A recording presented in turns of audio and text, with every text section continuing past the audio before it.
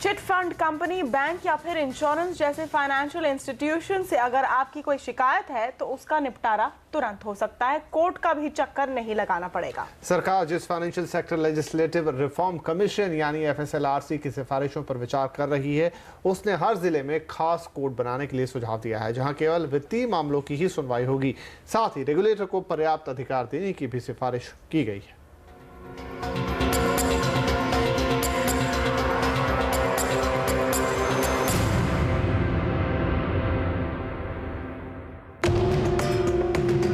रातों रात निवेश की रकम दोगुना करने का दावा करके भोले भाले इंसानों को ठगने वाली इन्वेस्टमेंट स्कीम्स पर शिकंजा कसना आज सबसे बड़ी चुनौती है, क्योंकि आमतौर पर ऐसी स्कीम चलाने वालों को पकड़ना मुश्किल होता है और अगर पकड़ में आ भी गए तो उन पर आरोप साबित करना उससे भी बड़ी चुनौती, और इसमें लंबा वक्त भी लगता है। इन सब से निपटने के लिए FSLRC की टीम ने रेगुलेटर को पर्याप्त अधिकार देने और वित्तीय मामलों को आसानी से सुलझाने के ठोस उपाय सुझाए हैं।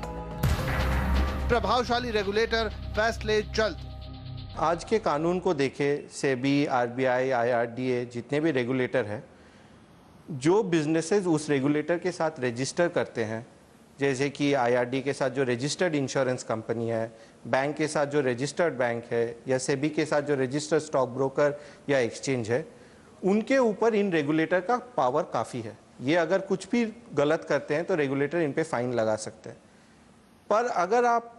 जो बिजनेसेस या लोग रेगुलेटर के पास ही नहीं जाते, उनको परमिशन भी नहीं लेते और खुद से बिजनेस शुरू कर देते हैं, जो कि धोखेदारी की बिजनेस होती है, पैसे उठा के भाग जाने की बिजनेस होती है, ये रेगुलेटर के पास ही नहीं जाते और इनके लिए जो कानून है ये थोड़ा कॉम्प्लिकेटेड है।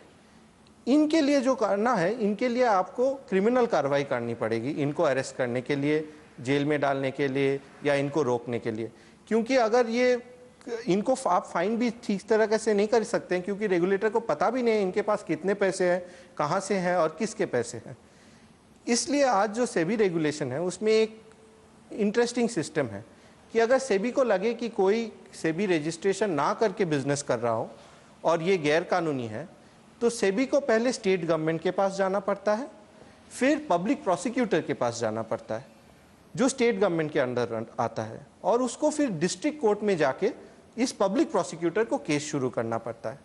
आप अगर देखें, आज के जो पब्लिक प्रोसिक्यूटर्स हैं, इनको स्टेट गवर्नमेंट की फंडिंग से चलती है, पर सेबी सेंट्रल गवर्नमेंट के फंडिंग से चलती है। इसलिए पहले स्टेट गवर्नमेंट को सेंट्रल गवर्नमेंट की फंडिंग के काम के लिए फंडिंग देनी पड़ेगी, ये मुश्किल चीज़ है। दूसरी बड़ी बात है कि स्टेट पब्लिक प्रोसिक्यूटर के पास बहुत ही केस लोड है।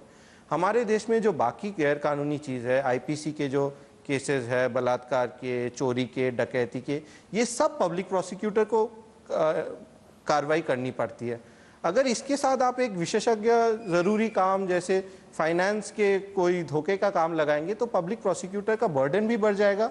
और ये उनके प्रायोरिटी के नीचे आ जाएगा, क्योंकि ये सारे बहुत ही इंपॉर्टेंट केसेस होते हैं जिसमें किसी को जख्म पहुँच गई हो। इसलिए IFC में कमीशन ने सोचा कि जैसे कि करप्शन के लिए हमने की है, दो बहुत अहम बात करनी चाहिए इसमें। पहली काम कि जब भी कोई फाइनेंस रिलेटेड क्राइम हो, इसके लिए रेगुलेटर को पब्लिक प्रोसिक्यूटर अपॉइंट करने की इजाज़त दी जाए, ताकि रेगुलेटर कोई विशेषज्ञ लॉयर जिसे फाइनेंस के बारे में समझ में आए वो केस फाइल कर सके, वो केस प्रोसिक्यूट कर सके। दूसरी पावर दी गई है कि सेंट्रल गवर्नमेंट को एक स्पेशल डिस्ट्रिक्ट कोर्ट एस्टैब्लिश करने में, जिसमें जो अदालत में जो जज बैठेंगे उनको भी इस कॉम्प्लेक्स इशू के बारे में समझने की टाइम मिले, उनको एक्सपर्टीज़ हो, ताकि ये केस जल्दी ख़त्म हो।